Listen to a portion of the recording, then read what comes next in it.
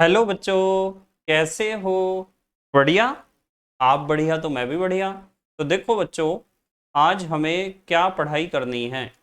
आज है बेटे हमारे पास क्लास ट्वेल्थ का शॉर्ट नोट्स का वीडियो नंबर 26। तो बेटे ये क्लास ट्वेल्थ का बोर्ड एग्जाम के लिए शॉर्ट नोट्स का 26वां वीडियो है। और इससे पहले 25 वीडियो आपको प्ले लिस्ट में भी मिल जाएंगे, नीचे डिस्क्रिप्शन में भी मिल जाएंगे, और कुछ समय बाद आई बटन में भी लिंक आ जाएगा, जहां आप क्लास ट्वेल्थ के बोर्ड एग्जाम के लिए हर एक यूनिट के शॉर्ट नोट्स के सभी वीडियोस देख सकते हो, समझ सकते हो, और अपने सुंदर से नोट्स बना सकते हो, जो बोर्ड एग्जाम में आपकी बहुत ज़्यादा हेल्प करेंगे। कैसे हेल्प करेंगे? हेल्प इस तरीके से करेंगे कि बच्चे सोचते हैं कि जब उनका सिलेबस कंप्लीट हो जाता है और बोर्ड के एग्जाम बहुत नज़दीक आ जाते हैं, या बीच बीच में जैसे हाफ ईयरली एग्जाम हैं या फिर मासिक परीक्षाएं हैं, तो इन विभिन्न प्रकार की परीक्षाओं में आपके पास बहुत कम टाइम होता है आपके द्वारा संपूर्ण या पूर्ण किए हुए सिलेबस को फिर दोबारा से रिवाइज करने के लिए बहुत कम टाइम होता है। तो इस बहुत कम टाइम में ये शॉर्ट नोट्स बहुत ज़्यादा कारगर सिद्ध होते हैं। यदि आपके पास शॉर्ट नोट्स हैं और समझे हुए हैं, तो आप बहुत अच्छे तरीके से अपने पूरे सिलेबस को रिवाइज कर सकते हो जो आपने कंप्लीट कर रखा है। देखो, मैं बार बार आपको एक बात बताता हूं कि ये शॉर्ट नोट्स केवल उन बच्चों के लिए बहुत बहुत और बहुत अच्छे होते हैं जिन बच्चों ने सिलेबस अपना कंप्लीट कर लिया है।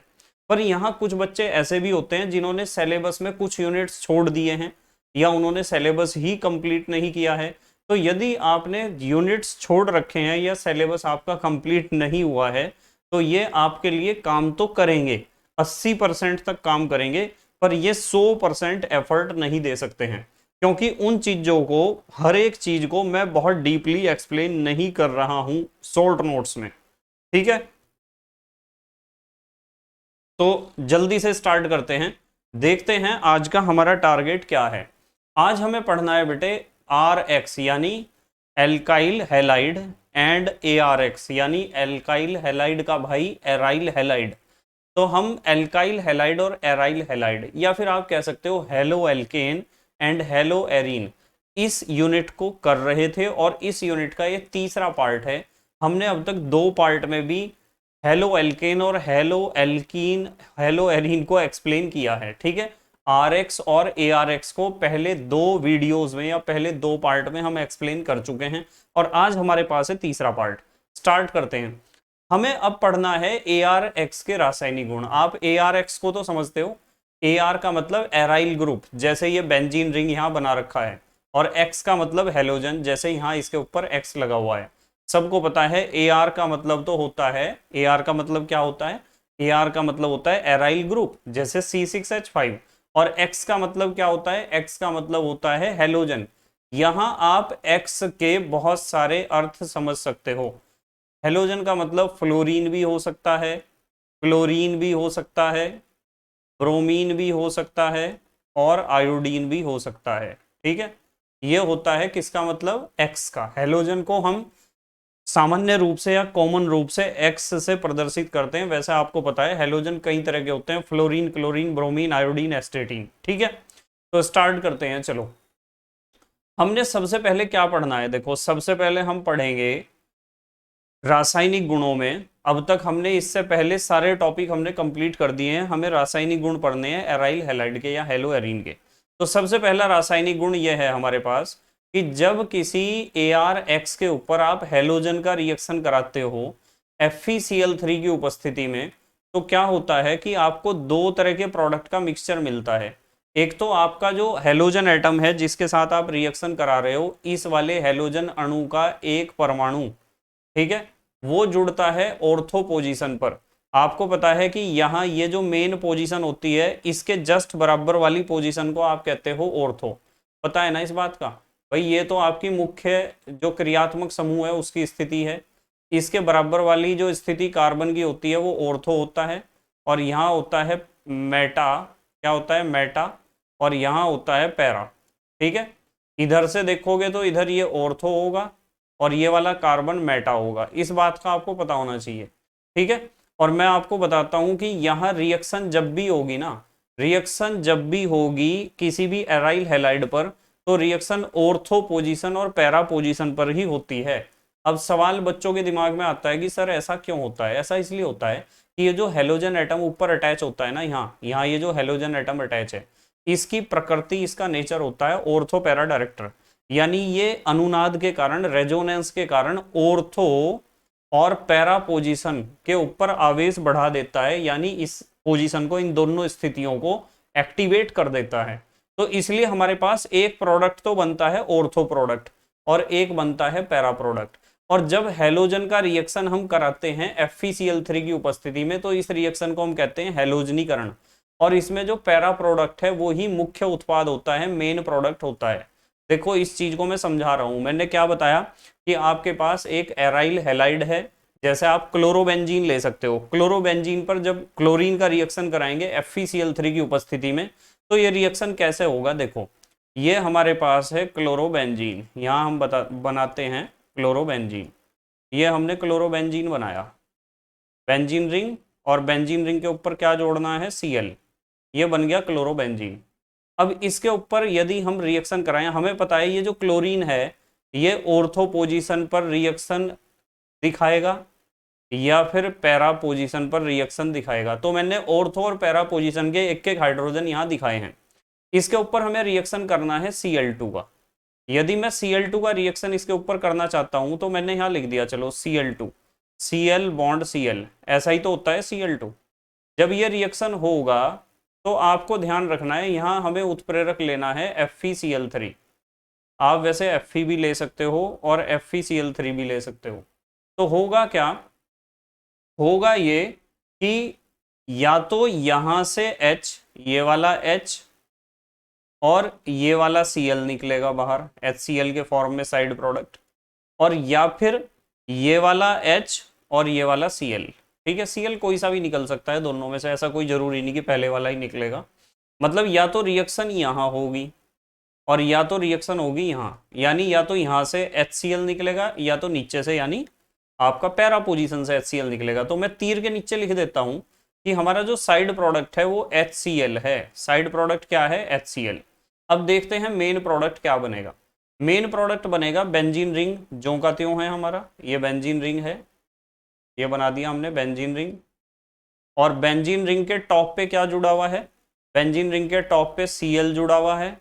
और यहाँ यदि यहाँ से H और यहाँ से Cl निकलता है तो HCl तो निकल गया, पर इस हाइड्रोजन की जगह तो खाली होगी ना, और इस हाइड्रोजन की जगह खाली हुई तो यहाँ पर क्या जुड़ेगा? यहाँ पर Cl जुड़ जाएगा। कौन सा Cl? ये वाला Cl अटैक करेगा यहाँ पर, ये वाला Cl जुड़ेगा। ठीक है, और इसी के साथ साथ एक प्रोडक्ट कैसा बन सकता है?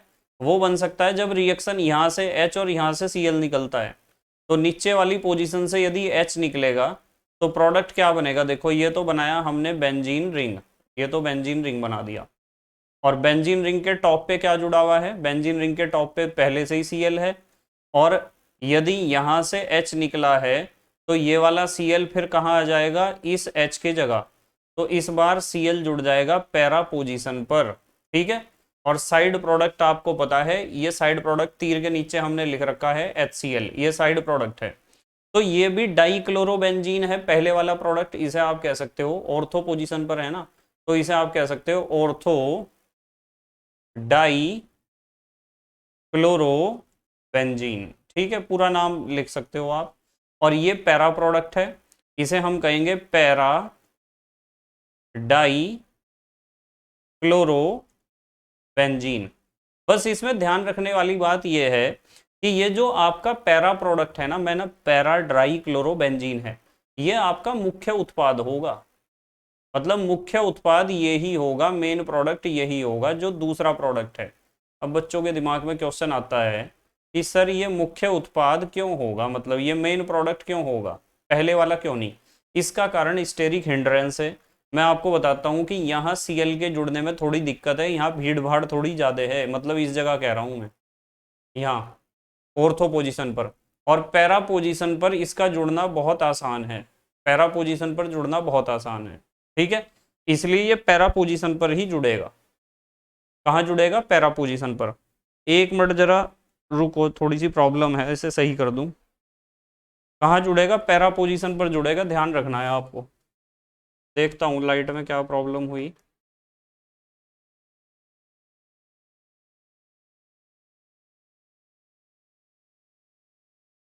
लाइट की कुछ प्रॉब्लम है, क्या प्रॉब्लम हुई लाइट में?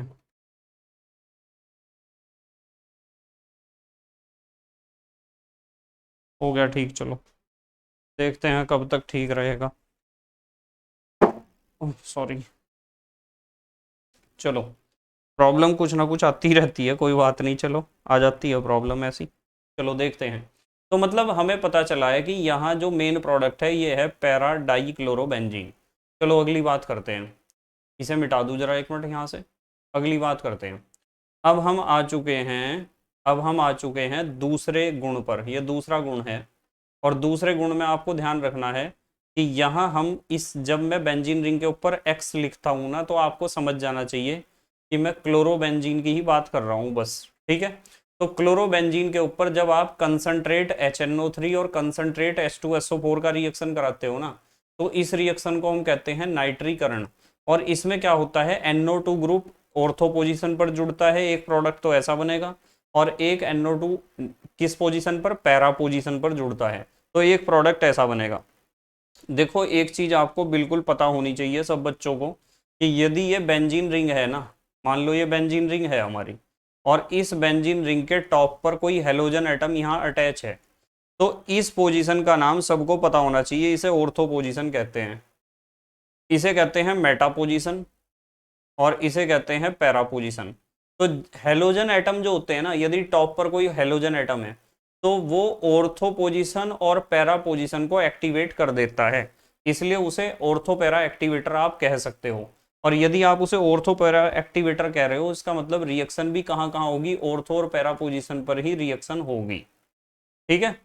तो हमने दूसरा रासायनिक गुण पढ़ा है कि हमें क्या करना है, हमें क्लोरोबेंजीन के ऊपर सांद्र HNO3 और सांद्र H2SO4 का रिएक्शन कराना है। कैसे कराना है देखो मैं बताता हूँ। क्लोरोबेंजीन, क्लोरोबेंजीन बनाते हैं, ये बनाया क्लोरोबेंजीन, ये बेंजीन रिंग है, और बेंजीन रिंग के टॉप पर क्या है, Cl, ये टॉप पर हमने जोड़ दिया Cl, ठीक है। हमें पता है रिएक्शन या तो यहाँ होगी और या तो यहाँ होगी, ठीक है, क्योंकि Cl जो है वो ऑर्थो पैरा डायरेक्टर है। इसका रिएक्शन हमें कराना है सांद्र HNO3 के साथ। तो सांद्र HNO3 को देखो मैं किस तरीके से लिखूंगा, सांद्र तो ये लिख दिया मैंने कंसंट्रेट, HNO3 को मैं लिखूंगा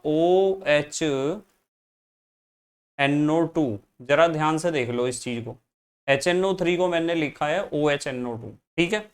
और तीर के ऊपर लिख देते हैं इसके भाई को, जो डिहाइड्रेटिंग एजेंट है, तीर के ऊपर लिख देते हैं कंसंट्रेट H2SO4, ये लिख दिया हमने। ये एक निर्जली कारक है ना, डिहाइड्रेटिंग एजेंट है, सबको पता है, इसका काम है पानी को निकाल देना। तो या तो क्या होगा कि यहां से H और यहां से OH, या तो रिएक्शन ऐसे होगा, और या फिर रिएक्शन कैसे होगा, या फिर रिएक्शन ऐसे होगा कि यहां से H और यहां से OH। बताओ ये चीज समझ में आ रही क्या आपके? दोनों में से कोई सी एक बात होगी, चाहे कुछ भी हो। हमें पता है यदि यहाँ से ऊपर से H निकले या फिर नीचे से, माने ऑर्थो पोजीशन पे से निकले या फिर पैरा पोजीशन पे से निकले, हमें पता है कि साइड प्रोडक्ट तो H2O ही निकलेगा। तो हमने तीर के नीचे लिख दिया साइड प्रोडक्ट। अब मेन प्रोडक्ट देखते हैं। आपको पता है कि बेंजीन रिंग, पहला प्रोडक्ट कैसा बन सकता है, एक प्रोडक्ट ऐसा बन सकता है कि बेंजीन रिंग के टॉप पे तो Cl ही होगा, पर ऑर्थो पोजीशन पर क्या जुड़ जाएगा, आपको पता है कि ये NO2 ही तो यहाँ जाके जुड़ेगा, या फिर ये NO2 यहाँ जाके जुड़ेगा, ये दो बातें ही तो हो सकती हैं। तो यहाँ ऑर्थो पोजीशन पर कौन जुड़ जाएगा, NO2, ये जुड़ जाएगा ऑर्थो पोजीशन पर, ठीक है। इसके साथ दूसरा प्रोडक्ट कैसा बनेगा, दूसरा प्रोडक्ट ऐसा बनेगा कि ये तो आपका बेंजीन रिंग है, ये तो बेंजीन रिंग है आपका, और इस बेंजीन रिंग के टॉप पर तो है Cl, और यहाँ नीचे यानी पैरा पोजीशन पर क्या जुड़ जाएगा, NO2, ठीक है। आप इसे कह सकते हो, आप इसे कह सकते हो ऑर्थो नाइट्रो क्लोरो बेंजीन, ठीक है। इसे आप कह सकते हो पैरा नाइट्रो क्लोरो बेंजीन, ठीक है, फ्रेश वीडियोस में सारी चीजें समझा रखी हैं बहुत डिटेल में। तो इस तरह होता है ये दूसरा रिएक्शन।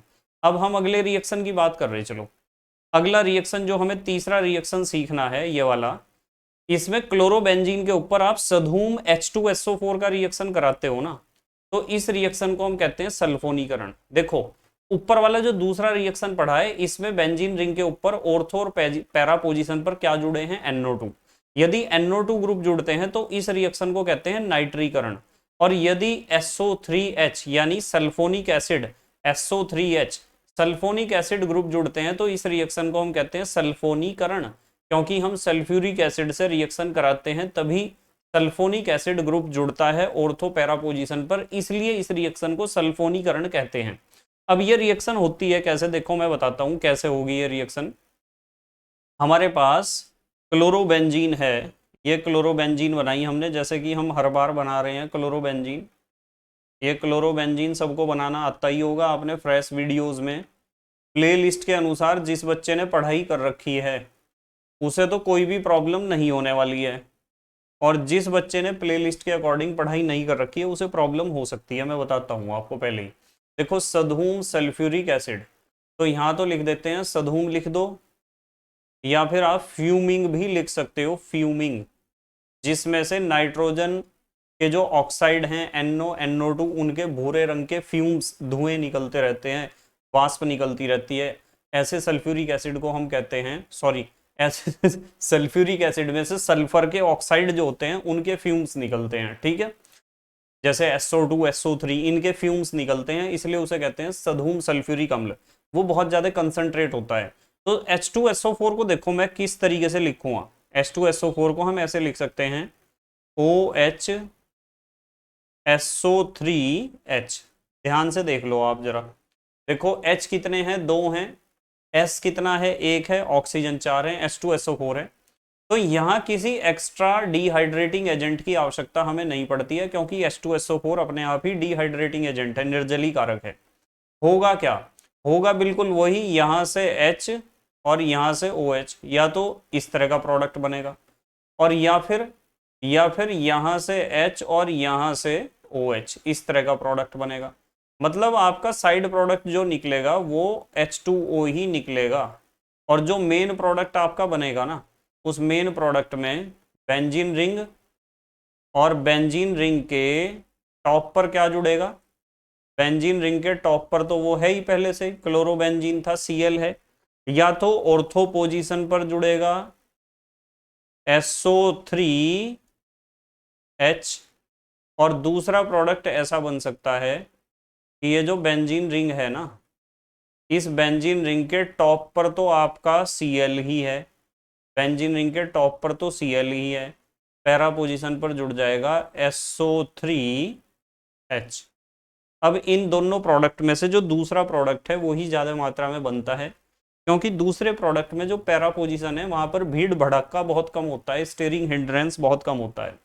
पहले प्रोडक्ट को आप क्या कहोगे, पहले प्रोडक्ट को आप कहोगे ऑर्थो, ध्यान से सुन लेना, ऑर्थो क्लोरो, देखो ये मुख्य क्रियात्मक समूह है SO3H, तो इसके जस्ट बराबर वाले कार्बन को आप ऑर्थो कार्बन कहोगे। तो ortho chloro benzene sulphonic acid, ये है इसका नाम, ortho chloro benzene sulphonic acid, ठीक है। और इसका नाम क्या हो जाएगा, इसका नाम हो जाएगा para chloro benzene sulphonic acid, इसका नाम ये हो जाएगा para chloro benzene sulphonic acid, ठीक है। तो इस तरीके से ये बेटे सारे रिएक्शन आपको करने आने चाहिए। चलो अगले की रिएक्शन की बात कर रहे हैं हम। अब हम आए हैं नंबर 4 पर। आपको पता चल गया कि नाइट्रीकरण क्या होता है। नाइट्रीकरण से ऊपर हमने क्या पढ़ा था, याद है आपके, नाइट्रीकरण से ऊपर हमने पढ़ा था हेलोजनीकरण। देखो ये लिखा हुआ है हेलोजनीकरण, तो हेलोजनीकरण हमने पढ़ लिया, नाइट्रीकरण हमने पढ़ लिया, सल्फोनीकरण हमने पढ़ लिया। अब हम पढ़ेंगे फ्रीडेल क्राफ्ट एल्काइलीकरण, ठीक है, फ्रीडेल क्राफ्ट एल्काइलीकरण। देखो फ्रीडेल क्राफ्ट एल्काइलीकरण कैसे होता है, देखो मैं बताता हूँ आप, बहुत इंपॉर्टेंट है ये सारे रिएक्शन। ये आपके पास क्लोरोबेंजीन है, बेंजीन रिंग के ऊपर X जैसे Cl जुड़ा हुआ है। इसका रिएक्शन आप CH3Cl से करा दो। CH3Cl का मतलब RCl ले लो, कोई सा भी एल्काइल हैलाइड ले लो, और निर्जल AlCl3 उत्प्रेरक की उपस्थिति में या तो ऑर्थो पोजीशन पर CH3 जुड़ जाएगा या तो पैरा पोजीशन पर CH3 जुड़ जाएगा। और इस रिएक्शन को फ्रीडेल क्राफ्ट एल्काइलीकरण कहते हैं। एल्काइलीकरण इसलिए कहते हैं क्योंकि ये CH3 एक एल्काइल ग्रुप ही तो है। एल्काइल ग्रुप जुड़ता है बेंजीन रिंग के ऊपर, इसलिए इस रिएक्शन का नाम एल्काइलीकरण है। ठीक है, अब देखो CH3Cl का रिएक्शन हमें कराना है। ये हमारे पास बेंजीन रिंग है, ये बेंजीन रिंग है, और इस बेंजीन रिंग के टॉप पर जुड़ा हुआ है Cl यानी क्लोरोबेंजीन है। ऑर्थो पोजीशन पर या तो रिएक्शन होगी या तो रिएक्शन होगी पैरा पोजीशन पर। हमें इसका रिएक्शन कराना है RCl के साथ। R की जगह मैंने ले लिया CH3 और ये Cl। ठीक है, सबको पता है मिथाइल क्लोराइड या क्लोरोमीथेन भी आप इसे कह सकते हो। और AlCl3 होना चाहिए एनहाइड्रस यानी निर्जल। ठीक है, एनहाइड्रस AlCl3 एक उत्प्रेरक है, बस और कुछ नहीं है। ठीक है, ज़्यादा डिटेल में तो यहाँ मैं एक्सप्लेन नहीं करने का हूँ, आपको पता है। यहाँ से H और यहाँ से, एक मिनट रुक जाओ, अनडू करता हूँ। यहाँ से तो H, यहाँ से तो H और यहाँ से Cl, या तो HCl यहाँ से निकलेगा ऐसे, और या फिर यहाँ से H और यहाँ से Cl। दो तरह के प्रोडक्ट का मिक्सचर मिलेगा ना हमें। तो कुल मिला के बात यह है कि HCl निकलेगा साइड प्रोडक्ट, और दो तरह के प्रोडक्ट का आपको मिक्सचर मिलेगा। बेंजीन रिंग, बेंजीन रिंग के टॉप पर तो Cl है ही, या तो यहां पर CH3 ऑर्थो पोजीशन पर, और या फिर आपको जो दूसरा प्रोडक्ट मिलेगा वो कुछ ऐसा मिलेगा कि बेंजीन रिंग टॉप पर तो Cl है, पैरा पोजीशन पर CH3। ठीक है, अब देखो इसका नाम क्या होगा, ध्यान से देखेंगे। ये जो पहला प्रोडक्ट है, पहला प्रोडक्ट जो बना है, इसका नाम होगा, देखो यहाँ ऑर्थो पोजीशन पर क्लोरो है, ऑर्थो क्लोरो टोलुइन आप इसे कह सकते हो। इसके जस्ट बराबर वाले कार्बन पर Cl है, तो आप इसे कह सकते हो ऑर्थो क्लोरो टोलुइन। ठीक है, और इसे आप कहोगे पैरा पोजीशन पर, यानी इसके पैरा पोजीशन पर Cl है। ठीक है, पैरा क्लोरो टोलुइन। ये टोलुइन पता क्या होता है? टोलुइन ये होता है, देखो ये जो बेंजीन रिंग है ना, इस बेंजीन रिंग के टॉप पोजीशन पर या कहीं भी यदि CH3 ग्रुप अटैच है ना, तो इस पूरे यौगिक को हम टोलुइन कहते हैं। ठीक है, चलो अगली बात कर रहे। अब हमें पढ़ना है, हमने पढ़ लिया, क्या पढ़ा हमने? फ्रीडेल क्राफ्ट एल्काइलीकरण। फ्रीडेल क्राफ्ट एल्काइलीकरण के जैसा ही एक रिएक्शन है फ्रीडेल क्राफ्ट एसाइलीकरण। एसिलीकरण कह दो या एसाइलेशन कह दो या एसिटाइलेशन कह दो, ठीक है, या एसिटाइलीकरण कह दो। यहाँ तो आपने रिएक्शन कराई थी CH3Cl के साथ, और यहाँ हम रिएक्शन कराएंगे CH3COCl के साथ, एसिटाइल क्लोराइड के साथ। ठीक है, यदि एसिटाइल क्लोराइड के साथ रिएक्शन कराओगे तो क्या होगा, यहाँ ऑर्थो पोजीशन पर COCH3 जुड़ जाएगा, COCH3 जुड़ गया ऑर्थो पोजीशन पर, या फिर यहाँ जुड़ेगा COCH3। ठीक है, इसका नाम हो जाएगा ortho chloro benzene sulphonic acid. इसका नाम, सॉरी सल्फोनिक एसिड नहीं, ऑर्थो क्लोरो एसिटोफिनोन, और इसका नाम हो जाएगा पैरा क्लोरो एसिटोफिनोन। कैसे होगा रिएक्शन, देखो मैं बताता हूँ आपको। COCH3 के साथ रिएक्शन कराना है। ये हमारे पास बेंजीन रिंग है, ये हमने बेंजीन रिंग बनाया, और बेंजीन रिंग के टॉप पर है हमारे पास Cl, क्लोरोबेंजीन है। हमें पता है कि Cl group ortho para director है, तो ऑर्थो और पैरा पोजीशन पर हमने दिखा दिए एक एक हाइड्रोजन एटम, क्योंकि रिएक्शन या तो यहाँ होनी है या तो यहाँ होनी है। रिएक्शन कराना है हमें CH3COCl के साथ, CH3COCl के साथ रिएक्शन कराना है, और उत्प्रेरक यहाँ भी हमारा वही होगा, निर्जल, निर्जल यानी एनहाइड्रस AlCl3 उत्प्रेरक की उपस्थिति में ही रिएक्शन होगी। और कैसे रिएक्शन होगी? बिल्कुल वैसे ही, यहां से H और यहां से Cl, या तो आपका साइड प्रोडक्ट ये निकलेगा HCl, ऐसे समझ रहे ना आप, और या फिर यहां से H और यहां से Cl। तो इस तरह आपका HCl साइड प्रोडक्ट निकलेगा, चाहे तो वो ऊपर से निकले चाहे तो नीचे से निकले। मैं यहाँ लिख देता हूँ -HCl, ये साइड प्रोडक्ट है। तो मेन प्रोडक्ट क्या बनेगा? मेन प्रोडक्ट दो तरह के प्रोडक्ट का मिक्सचर में बनेगा। अब तो आपको प्रैक्टिस होगी, और जिन बच्चों ने फ्रेश वीडियोस देख रखे हैं उन्हें तो बिल्कुल आसान लग रहा होगा ये सब कुछ। ये टॉप पर तो आ गया Cl, ऑर्थो पोजीशन पर आएगा COCH3, और एक प्रोडक्ट ऐसा बनेगा, ये तो बेंजीन रिंग है, ये तो बेंजीन रिंग है, और बेंजीन रिंग के टॉप पर तो होगा आपका Cl, और यहाँ बॉटम पर यानी पैरा पोजीशन पर आ जाएगा COCH3। ठीक है, इसका नाम क्या होगा? मुख्य क्रियात्मक समूह ये है, तो इसके जस्ट बराबर वाले कार्बन को आप कहोगे ऑर्थो। ऑर्थो कार्बन पर है Cl, तो इसका नाम होगा ऑर्थो, ध्यान से सुनना, ऑर्थो क्लोरो एसीटोफिनॉन। ठीक है, ऑर्थो क्लोरो एसीटोफिनॉन, और इसका नाम होगा पैरा क्लोरो एसीटोफिनॉन। तो इसका नाम होगा पैरा क्लोरो एसीटोफिनॉन, ध्यान रखोगे ना? तो इस तरह आपको ये रिएक्शन आनी चाहिए करनी। देखो बोर्ड के एग्जाम में आपको जितनी रिएक्शन में शॉर्ट नोट्स में आपको बता रहा हूं ना, ये रिएक्शन यदि आपने पक्की कर ली तो एग्जाम में आपसे कोई भी गलती नहीं होगी। और यदि आप ज़्यादा के चक्कर में पढ़ोगे ना, वैसे तो देखो पूरे यूनिट को ढंग से पढ़ना बहुत अच्छी बात होती है। पूरे यूनिट को यदि आप ढंग से पढ़ते हो, यदि आप फ्रेश वीडियोस के अकॉर्डिंग पढ़े हो तो आपने बहुत अच्छी पढ़ाई करी है, यदि आप प्लेलिस्ट के अनुसार पढ़े हो। पर यदि आपने वहाँ से पढ़ाई नहीं की है तो कम से कम इतने टॉपिक्स को तो आपको कवर करके जाना ही पड़ेगा, जो मैं आपको यहाँ शॉर्ट नोट्स में बता रहा हूँ। ठीक है, देखो चलो यहाँ देखते हैं हम कौन सा है इस बार, छठा नंबर है ना। ये हमारे पास क्लोरोबेंजीन है, और क्लोरोबेंजीन के ऊपर हमें रिएक्शन कराना है CH3X और सोडियम का ईथर की उपस्थिति में। ठीक है, आपके पास टोलुइन बन के आ जाएगा, और इस रिएक्शन को कहते हैं वुड्स फिटिक अभिक्रिया। बहुत ज्यादा इंपॉर्टेंट रिएक्शन है, बहुत ज्यादा। वुड्स फिटिक अभिक्रिया बहुत ज्यादा इंपॉर्टेंट है, मैं बार बार बता रहा हूं आपको। क्लोरोबेंजीन CH3Cl और सोडियम ईथर की उपस्थिति में, देखो कैसे, मैं बताता हूं, बहुत बढ़िया रिएक्शन है। यह हमारे पास क्लोरोबेंजीन है, यहाँ मैं क्लोरोबेंजीन का डिजाइन थोड़ा चेंज कर रहा हूँ आपको समझाने के लिए, जिससे आसानी से आपको समझ में आ जाए।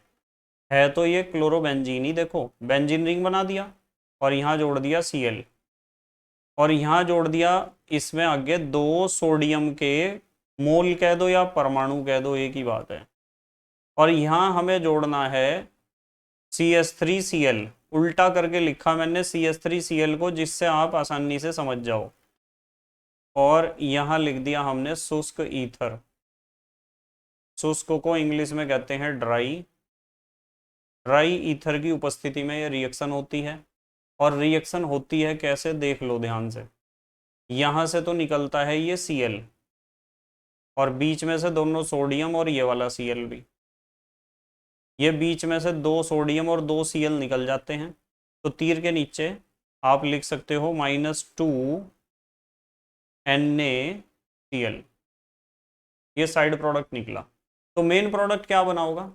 मेन प्रोडक्ट बना होगा बेंजीन रिंग, ये बेंजीन रिंग बना दिया, और बेंजीन रिंग के टॉप पर क्या जुड़ा होगा? यही तो जुड़ा होगा, ये यहाँ Cl के जगह जुड़ जाएगा। तो यहाँ मैं इसके टॉप पर जोड़ूंगा CH3। अब आपको समझ में आ रहा होगा कि बेंजीन रिंग के ऊपर जब CH3 जुड़ता है तो इसे हम कहते हैं टोलुइन। टोलुइन, क्या कहते हैं? टोलुइन। ठीक है, और इस रिएक्शन को हम कहते हैं, ध्यान से समझो, वुड्स फिटिग रिएक्शन। क्या कहते हैं? वुड्स फिटिग रिएक्शन, बहुत इंपॉर्टेंट है। इस रिएक्शन का नाम वुड्स फिटिग रिएक्शन है। डब्ल्यू से वुड्स लिखा जाता है, और फिटिग बोल रहा हूं मैं, फिटिंग नहीं बोल रहा हूं बिल्कुल भी, कभी आप फिटिंग समझो। वुड्स फिटिग रिएक्शन है ये, और ये एक बहुत इंपॉर्टेंट रिएक्शन है बेटे एग्जाम के लिहाज से। चलो खैर अगली बात करते हैं, समझ में आ गया ना आपके? चलो अगली बात करते हैं। ये था हमारा वुड्स फिटिग रिएक्शन। देखो अंकी बिंदी ऊपर नहीं लगाई है मैंने कहीं भी। अब हम बात करते हैं कि यदि आपके पास क्लोरोबेंजीन है और उसका सोडियम के साथ रिएक्शन करा रहे हो आप ईथर की उपस्थिति में, तो आपको इस तरह का एक प्रोडक्ट मिलता है, जैसा मुंह पे लगाने वाला चश्मा होता है ना, ऐसा ऐसा प्रोडक्ट मिलता है जिसमें दो बेंजीन रिंग हो। इसे कहते हैं डाइफिनाइल। ठीक है, और इस रिएक्शन को हम कहते हैं फिटिग अभिक्रिया या फिटिग रिएक्शन। तो देखो फिटिग रिएक्शन क्या होती है मैं बताता हूँ। ये हमारे पास बेंजीन रिंग, थोड़ा ध्यान से समझना, ये बेंजीन रिंग है, और बेंजीन रिंग के ऊपर जुड़ा हुआ है Cl क्लोरोबेंजीन, और यहाँ ले लिए हमने दो सोडियम, और इधर भी क्लोरोबेंजीन का दूसरा अणु ले लो या दूसरा मोल ले लो आप। ये क्लोरोबेंजीन यहाँ उल्टा करके मैंने बना दिया, ये क्लोरोबेंजीन देख रहे ना आप। और ईथर है हमारे पास, ईथर को आप लिख सकते हो ROR।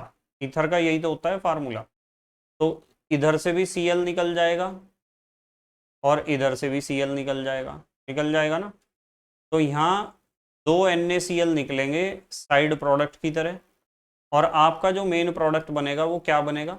मेन प्रोडक्ट बनेगा एक बेंजीन रिंग इस तरह का, पहला बेंजीन रिंग है देखो, पहला बेंजीन रिंग है, ये वाला बेंजीन रिंग है ये वाला, और दूसरा बेंजीन रिंग, ये बॉन्ड और दूसरा बेंजीन रिंग। तो ये जो दो बेंजीन रिंग इस तरह हमें मिलते हैं ना, इस तरीके से, इसे हम कहते हैं डाइफिनाइल। डाइफिनाइल क्या कहते हैं? डाइफिनाइल। और इस रिएक्शन को हम कहते हैं फिटिग रिएक्शन। क्या कहते हैं? फिटिग रिएक्शन। ये फिटिग रिएक्शन है। पिछले वाला रिएक्शन वुड्स फिटिग रिएक्शन था, और ये फिटिग रिएक्शन है। क्या अंतर है दोनों में? वहां हमारे पास एक तो था एराइल हैलाइड और एक था एल्काइल हैलाइड, CH3Cl था ना दूसरा। वहां एक एराइल हैलाइड था, ARX कह दो या ARCl, और एक तो था एराइल हैलाइड, एक था एल्काइल हैलाइड। और यहाँ दोनों ही क्या है? एराइल हैलाइड है।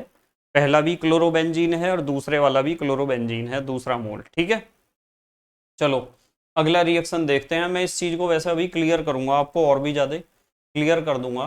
फिटिग रिएक्शन होगी।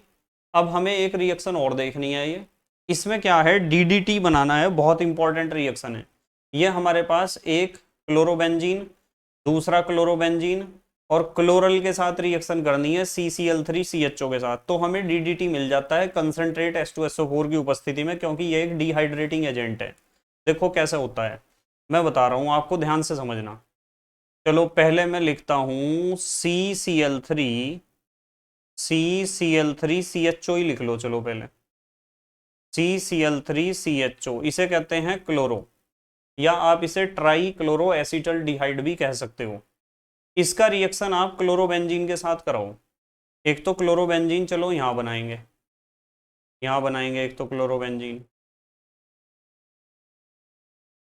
इधर Cl जोड़ देंगे, इसके क्लोरोबेंजीन बन गया, और यहां जोड़ देंगे इसके H। ठीक है, अब आप कहोगे कि सर ऑर्थो पोजीशन पे क्यों नहीं जोड़ा आपने H? जैसे कि हर बार आप ऑर्थो और पैरा दोनों पे जोड़ रहे थे, इस बार आपने केवल पैरा पोजीशन पर हाइड्रोजन एटम क्यों जोड़ा है? तो मेरा जवाब यह है कि हमने इसलिए जोड़ा है क्योंकि यहां आपके दो क्लोरोबेंजीन के अणु हैं, और यदि पैरा पोजीशन पर रिएक्शन होगी तो भीड़ भड़क्का बहुत ज्यादा होगा और प्रोडक्ट ना के बराबर बनेगा। यहाँ कंसंट्रेट H2SO4 की उपस्थिति में रिएक्शन होती है, क्योंकि सारी दुनिया को पता है कि कंसंट्रेट H2SO4 एक बढ़िया डिहाइड्रेटिंग एजेंट है। यहाँ से तो H को, यहाँ से तो दोनों H निकलेंगे और यहाँ से O, ये निकल जाएगा H2O, और ये H2 निकालने का काम इसी का ही है, कंसंट्रेट H2SO4 का, यही पानी को निकालता है। और हमारे पास जो प्रोडक्ट यहाँ बनता है ना, वो बनता है देखो Cl3 CH, और यहाँ भी एक रिंग यहाँ जुड़ेगा, एक यहाँ जुड़ेगा, रिंग जोड़ते हैं बेंजीन रिंग ऐसे। देखो ध्यान से समझो जरा, बेंजीन रिंग में कैसे जोड़ रहा हूँ। ये जोड़ दिया हमने बेंजीन रिंग, क्लोरोबेंजीन ऊपर जोड़ दिया, और नीचे भी हमने क्लोरोबेंजीन जोड़ दिया। ये जो प्रोडक्ट हमारे पास बन के आया है ना, ये प्रोडक्ट, इस प्रोडक्ट का नाम ही DDT है। DDT, ठीक है, ये भी D है, DDT। अब इसका नाम DDT क्यों है, देखो मैं बताता हूं इसका नाम DDT क्यों है। यहाँ D का मतलब है, इस D का मतलब है डाई क्लोरो, देखो दो क्लोरो हैं, एक और एक, दो। और इस D का मतलब है डाई फिनाइल, दो फिनाइल हैं, एक तो ये रिंग है और एक तो ये रिंग है।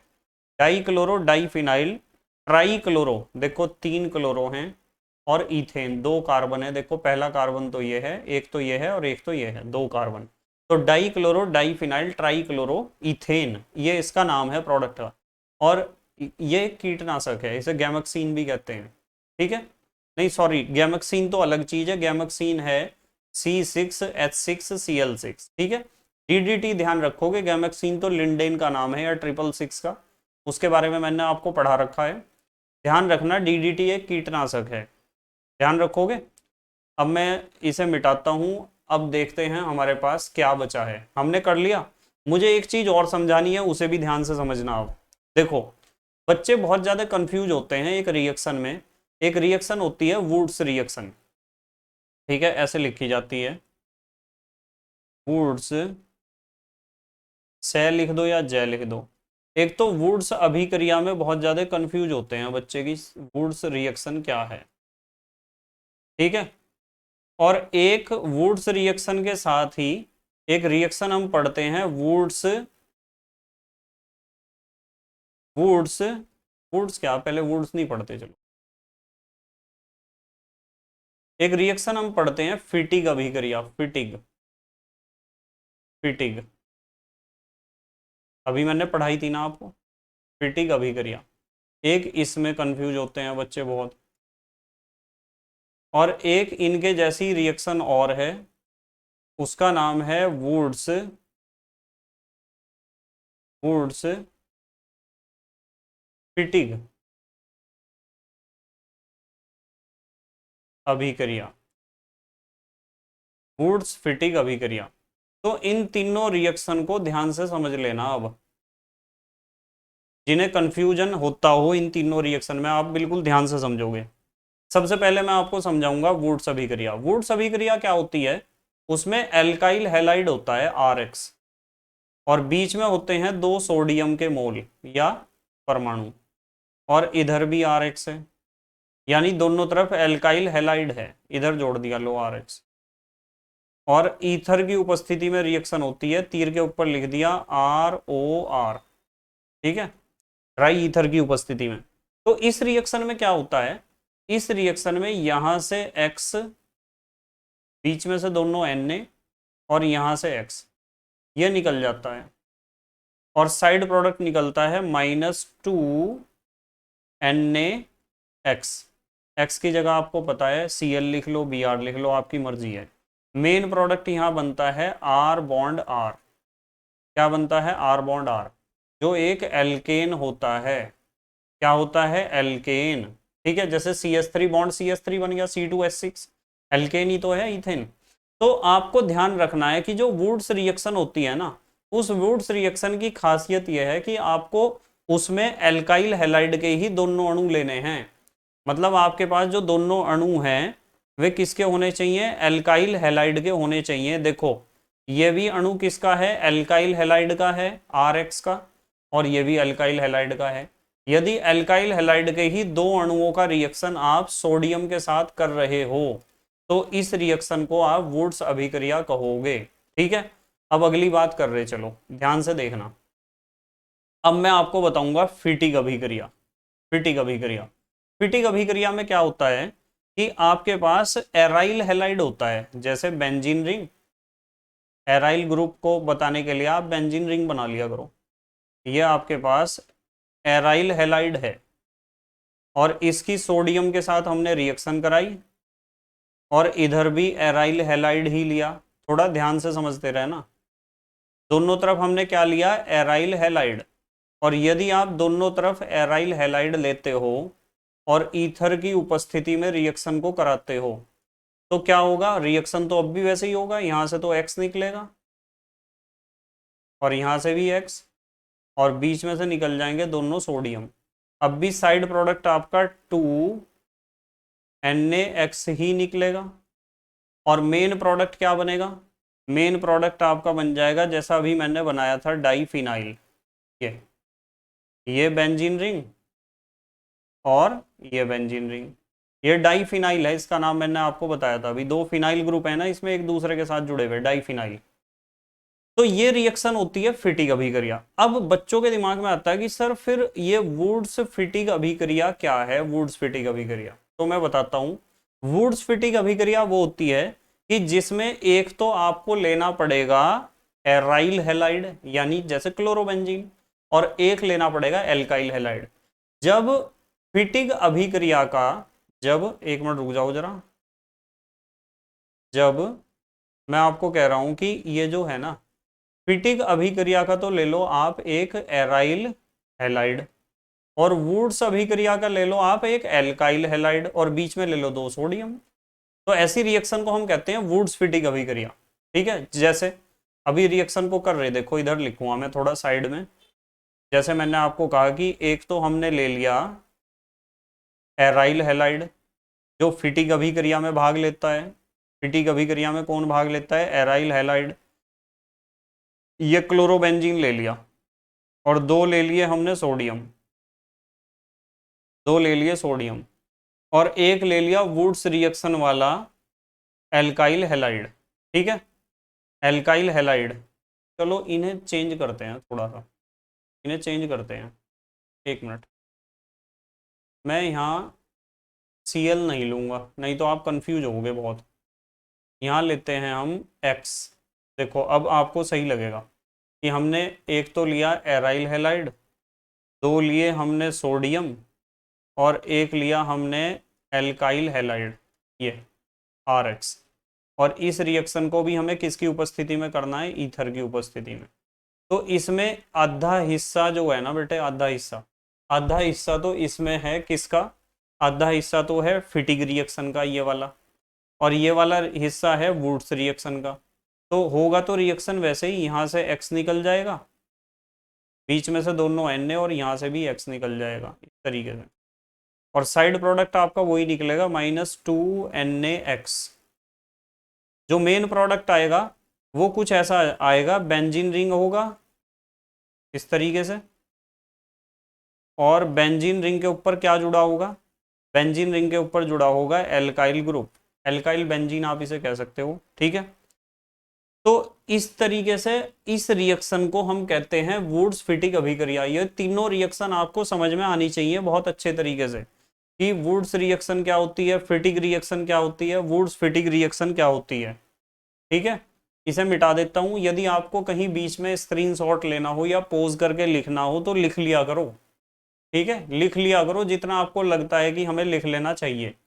तो इस तरीके से हमने यहाँ कंप्लीट किया है अपना RX और ARX वाला यूनिट। ये जो यूनिट था ना हमारा, ये RX का मतलब तो आप समझते हो ना, RX का मतलब क्या होता है भाई, RX का मतलब होता है एल्काइल हैलाइड या हेलो एल्केन कह दो, और ARX का मतलब होता है एराइल हैलाइड। ठीक है, या हेलो एरीन कह दो, मर्जी है आपकी। ये यूनिट हमने कंप्लीट कर लिया 3 पार्ट में। अब मुझे स्टार्ट करना है अल्कोहल, फिनॉल और ईथर वाला यूनिट। अल्कोहल, फिनॉल और ईथर को भी हम जितना जल्दी हो सकेगा उतना जल्दी अल्कोहल, फिनॉल और ईथर को भी हम कंप्लीट कर देंगे। बस आप मेहनत और ईमानदारी से अपनी पढ़ाई करते रहो, और बार बार मैं आपको कहता रहता हूँ कि आपको हैंड रिटन नोट्स बनाने चाहिए। सिर्फ आपको 3 बातों का ध्यान रखना है। वैसे तो नीचे स्क्रॉल हो ही रहा होगा मैसेज, किस किस बात का ध्यान रखना है। एक तो आप इस बात का हमेशा ध्यान रखा करो, आपके छोटे भाई बहन है वे भी कभी पढ़ाई करेंगे केमिस्ट्री की, तो इस बारे में उन्हें भी जरूर बताना कि यदि आपको ढंग से पढ़ना है ना, सीखना है सब्जेक्ट को, तो आपको हर एक यूनिट को प्लेलिस्ट के अनुसार पढ़ना चाहिए। और ऐसा नहीं करना चाहिए कि आप एक यूनिट को पढ़ रहे तो एक वीडियो देखे उसके बाद 10वें नंबर की वीडियो पे जंप मार दिया, तो इसका मतलब आप शॉर्टकट मारना चाह रहे हो बस, और कुछ नहीं है। यदि आप वास्तविकता में रासायनिक विज्ञान को समझना चाहते हो ना और कुछ करना चाहते हो जिंदगी में, तो आपको प्ले लिस्ट के अनुसार पढ़ना चाहिए। किसी भी यूनिट में जाओ, उसके अंदर जितने भी वीडियो मैंने लगा रखे हैं उन्हें क्रम से देखते चले जाओ, और जब भी आप वीडियो को देखते हो, लेक्चर को देखते हो, तो आप लिखते रहा करो साथ साथ में। यदि आप लिखते रहोगे, लिखने की आदत आपकी रहेगी, तो आप बहुत अच्छा करोगे जिंदगी में।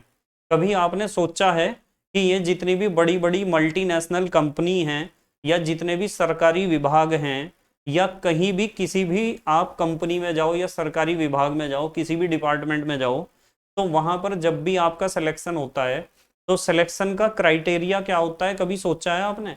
आप बीटेक करने के लिए जब जाओगे ना किसी कॉलेज में, कोई गवर्नमेंट कॉलेज हो या प्राइवेट कॉलेज, वहां पर यदि कंपनियां आएंगी प्लेसमेंट के लिए, या आप किसी सरकारी विभाग का फॉर्म भरोगे, तो वहां पता क्या होगा?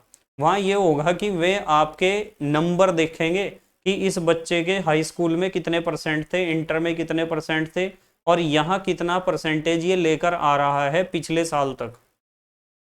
आपने कभी सोचा है कि परसेंटेज क्यों देखती हैं सारी कंपनियां, या फिर जितने भी सरकारी विभाग हैं वे सब बच्चे की परसेंटेज क्यों देखते हैं? कभी सोचा है इस बारे में? इसलिए देखते हैं परसेंटेज, जिससे उन्हें पता चल जाए कि बच्चे की आदत कैसी है, क्या इसकी आदत पढ़ाई करने की है, क्या ये शुरू से मेहनती रहा है। जो बच्चा शुरू से मेहनती है, जिसे पढ़ने लिखने की आदत है, अपने कर्तव्य अपनी जिम्मेदारी पूरी निभाने की आदत है, उस बच्चे के ही नंबर अच्छे आते हैं एग्जाम में। चाहे वो हाई स्कूल हो, चाहे इंटर हो, चाहे ग्रेजुएशन हो, चाहे पोस्ट ग्रेजुएशन हो, कोई सा भी उसका स्टैंडर्ड हो पढ़ाई का। और जब उन्हें पता चलेगा यार इस बच्चे के नंबर बहुत अच्छे हैं, इसका मतलब शुरू से ही इसे मेहनत करने की आदत है, तो हमारी कंपनी में या हमारे विभाग में जब भी ये बच्चा आएगा तो बहुत मेहनत करेगा, और मेहनत करेगा तो हमारा विभाग, हमारा डिपार्टमेंट तेजी से ग्रोथ करेगा, या हमारी कंपनी तेजी से ग्रोथ करेगी, और हमें इसे अपने पास रखना बहुत अच्छा लगेगा इस बच्चे को। और यदि उन्होंने देखा कि इसके तो हाई स्कूल में, इंटर में, ग्रेजुएशन में नंबर ही बहुत कम है, और जो हमने एग्जाम लिया है रिटर्न एग्जाम, उसमें भी इसने कुछ नहीं करा, तो उन्हें साफ पता चल जाएगा इस चीज का कि यार ये बच्चा तो शुरू से ही आलसी है, इसने अपनी पढ़ाई में ही नहीं मेहनत करी, तो अब क्या मेहनत करेगा? हमारी कंपनी में घुस तो जाएगा, हमारे विभाग में घुस तो जाएगा, पर भट्टा बिठा देगा, यानी हमारा डिपार्टमेंट ही खत्म करके छोड़ देगा, या फिर हमारी कंपनी को जो है खत्म करके छोड़ देगा। यार इस बच्चे को नहीं ले सकते हम अपने यहाँ, ये तो शुरू से ही आलसी है। पर इस बारे में सोचते तो नहीं ना हम तो इस बारे में सोचते ही नहीं बिल्कुल भी। हम तो सिर्फ इस बारे में सोचते हैं यार किसी तरीके से शॉर्टकट मार के जो है हमें सफलता मिल जाए बस। यार यूं तो सोचो कि जो आपको अपने यहाँ जॉब पर रख रहा है, या फिर आप किसी भी बिजनेस को स्टेबल करोगे, तो उसकी जॉब या बिजनेस की स्टेबिलिटी के लिए आपकी लगन परिश्रम की आवश्यकता पड़ती है। और परिश्रम बेटे एक दिन में नहीं आता है। कभी सोचो आप कि अब तक तो सर मैंने कुछ नहीं करा पर अब मैं करूंगा, सिलेक्शन के बाद बस एक बार सिलेक्शन करवा दो। भाई जिसने अब तक 20-25 साल तक कुछ नहीं करा, वो 2-3 साल में या 1-2 साल में क्या उखाड़ लेगा? वो कितनी मेहनत करेगा? नहीं करने का वो मेहनत करने की आदत जब ही पड़ेगी जब आप स्टार्ट करोगे। और अब भी समय है, मेहनत करनी शुरू कर दो यदि जिंदगी में कुछ करना है। और यदि जिंदगी में नहीं करना कुछ, तो यार क्या करोगे मेहनत करके? तुम छोड़ो, खाने के लिए तो ईश्वर देगा ही। ईश्वर, अल्लाह, गॉड जो है वो खाने के लिए सबको देता है। जिसे धरती पे पैदा कर दिया ना, उसे खाने के लिए भी वो जरूर देगा, 100% गारंटी है। जो हमारे गली में कुत्ते होते हैं ना, उन्हें भी खाने के लिए मिलता है। वे कोई हाई स्कूल, इंटर, ग्रेजुएशन में मेरिट में थोड़ा ही आ रहे, पर भूखे तो वे भी नहीं मर रहे। क्या आप सिर्फ पेट के लिए पैदा हुए हो? आप पेट के लिए पैदा नहीं हुए हो। आपको जिंदगी में कुछ ऐसा करके दिखाना है कि सब आपकी तारीफ करें, और आप जो है दूसरों के लिए एक मिसाल बनो। ठीक है? अपने जो छोटे भाई बहन हैं, अपने जो छोटे भाई बहन हैं, या छोटे जो आपके फॉलोअर्स हैं, जो आपके जैसा बनना चाहते हैं, वे सुधरें। और आप सुधरोगे तो देश सुधरेगा। हमें सुधार यहां से करना पड़ेगा, अपने से। ऐसा नहीं कि हम दूसरों में कमियां निकालते रहें कि यार उसने ऐसा कर दिया, उसने ऐसा कर दिया, वो ऐसा है, वो ऐसा है। यार अपने अंदर झांक के देखो ना, तुम कैसे हो। तो सुधार बेटे आपसे होगा। ठीक है? तो इसलिए बस बार बार एक ही बात को कहता हूं कि मेहनत और ईमानदारी के साथ पढ़ाई करो, अपने हैंड रिटन नोट्स बनाओ, साथ साथ लिखने की प्रैक्टिस करो। मेहनत करने की आदत होगी, जब ही अच्छे नंबर आएंगे, अच्छे अंक प्राप्त करोगे, और अच्छे अंक प्राप्त करोगे तो जो भी मल्टीनेशनल कंपनी है, जो भी सरकारी विभाग है, या जो भी बिजनेस स्टेबल आप करोगे, उसमें आपको बढ़िया स्टेबिलिटी मिलेगी, बढ़िया सफलता मिलेगी। और यदि अभी से ही आपको आलस्य का गुलाम होने की आदत है ना, शेषनाग ऐसे बैठा हुआ आलस्य रूपी शेषनाग आपके ऊपर, कि बेटे तुझे जिंदगी में तरक्की नहीं करने दूंगा बिल्कुल भी, तुझे बिल्कुल एकदम निकम्मा बना दूंगा, और आप हाथ जोड़ के बैठे हुए कि हाँ आलस्य भाई साहब मैं आपका गुलाम हूं, मैं कुछ नहीं करने का जिंदगी में, मेरा सिर्फ एक ही जन्म सिद्ध अधिकार है, करना ना धरना, बस भरना ही भरना। तो बेटे कुछ नहीं होने का जिंदगी में, देख लियो चाहे, मेहनत करनी पड़ेगी, और वो अभी से शुरू कर दो यदि आप नहीं कर रहे तो। और यदि आप मेहनत कर रहे तो बहुत बढ़िया बात है, मैं बहुत खुश हूँ। और आप बहुत जल्दी मुझे कुछ महीनों में नहीं तो कुछ सालों में जरूर मैसेज करके या फोन करके जरूर बताओगे कि सर मेरा सिलेक्शन यहाँ हो गया और मैं इस कंपनी में हूँ या मैं इस विभाग में हूँ, जरूर बताओगे, पक्की बात है। और यदि मेहनत करने की आदत नहीं है और ना ही आप डाल रहे हो, ना ही डाल सकते हो मेहनत करने की आदत, तो बेटे कुछ नहीं होने का है। ठीक है, ठीक है। तो बस मेहनत और ईमानदारी से अपनी पढ़ाई करते रहो और हैंड रिटन नोट्स बनाते रहो। Thank you very much for watching this video and best of luck for your board exam. Okay, bye.